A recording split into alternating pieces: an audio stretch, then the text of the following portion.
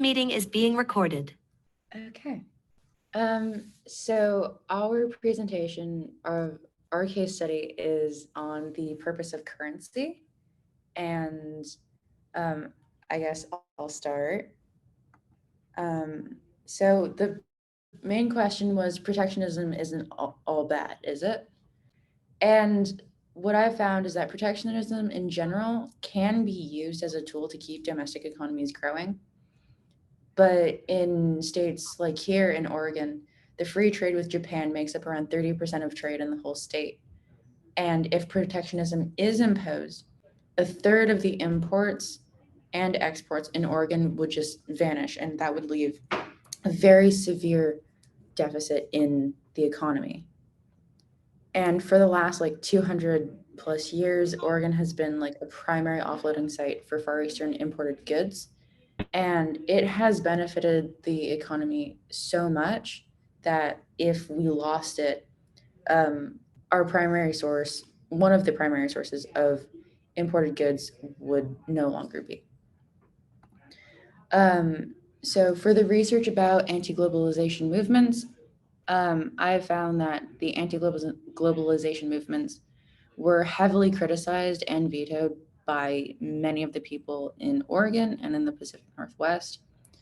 This is because globalization here is seen as a way to prevent like individualistic ideas of liberal communities, but trade barriers can play like a positive or negative role in fulfilling or preventing the SDG number 8. This is because they allow for domestic industries to grow and compete with foreign markets, but they do favor wealthier countries and prevent free trade.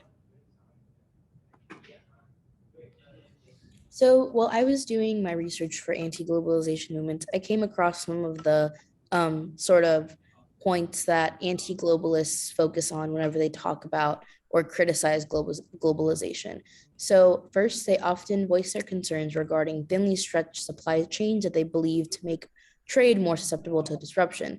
This was seen especially come to light during the coronavirus pandemic and was where a lot of anti-globalists or protectionists were sort of pointing to make a case for why there should be more protectionist policies within their country.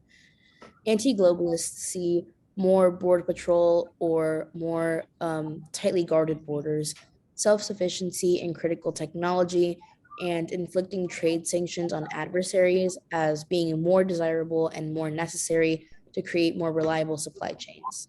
So, to answer the question whether trade barriers can play a positive or negative role in fulfilling SDG 8, I said, while trade barriers may be positive in some aspects, they also severely hinder global trade in the long run, which means that protectionism as a whole is not good in preserving economic prosperity and free trade.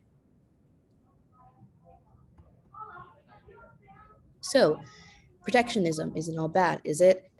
To contextualize this to my like local economy, which is in Texas, specifically Dallas.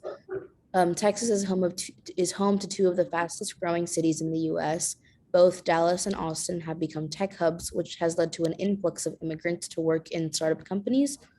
In Dallas, 18% of the population is made up of immigrants, where there are 51% of Mexican immigrants, followed by Indian, Vietnamese, and Salvadoran immigrants.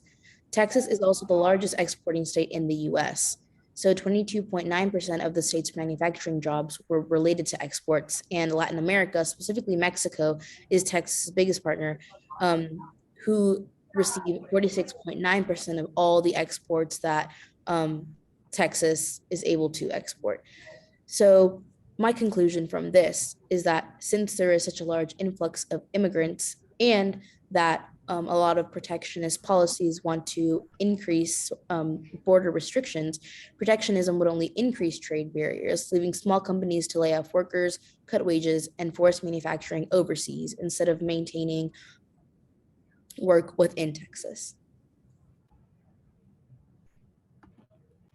So we had our questions, which are are there any modern examples of successful protectionist policies?